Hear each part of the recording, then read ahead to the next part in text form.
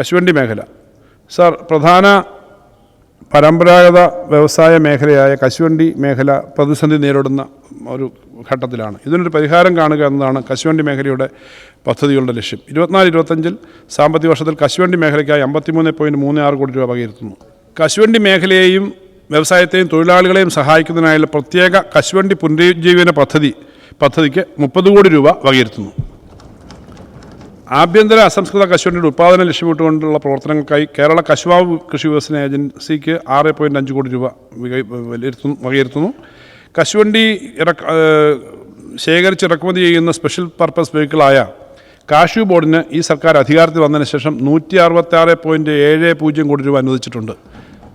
Cashew ബോർഡിന് revolving ഫണ്ടായി 40.81 കോടി രൂപ അനുവദിക്കുന്നു. ചെറുതും ഇടത്തരവുമായ കശുവണ്ടി ഫാക്ടറി യൂണിറ്റുകളുടെ പുനരുദ്ധാരണം സാധ്യമാക്കുന്നതിനും നഷ്ടപ്പെട്ട വരുമാന മാർഗം പുനഃസ്ഥാപിക്കുന്നതിനുമായി 2 കോടി രൂപ വകയിരുത്തുന്നു.